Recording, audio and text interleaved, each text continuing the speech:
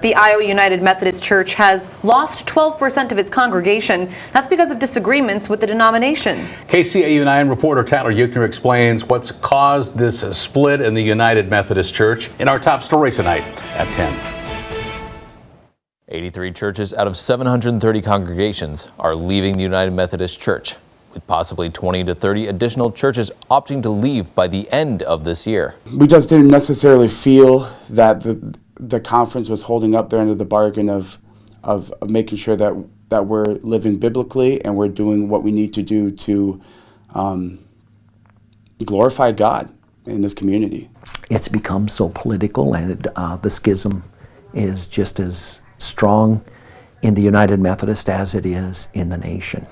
There's a political split in the nation. In 2019, during a special general conference, church leaders gathered to discuss allowing same-sex weddings in the Methodist Church, as well as opening members of the LGBTQ community.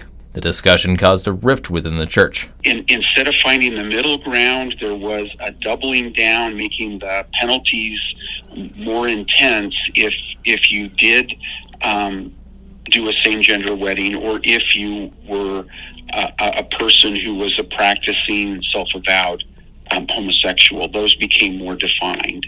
At Sheldon Methodist Church, now known as the Faith Community Church of Sheldon, 69% of the community decided to splinter off from the denomination.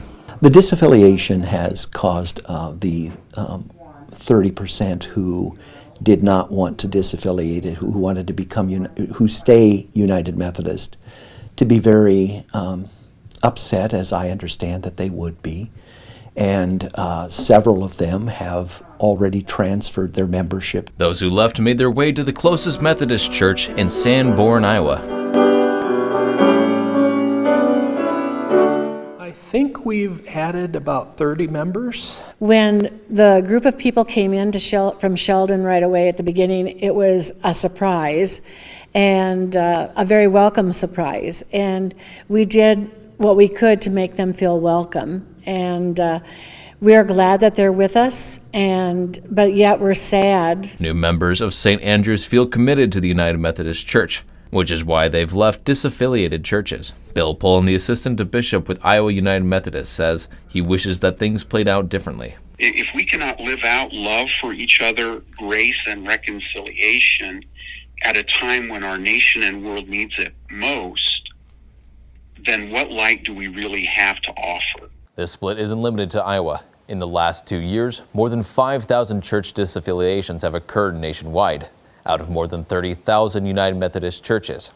Tyler Euchner, KCAU 9 News.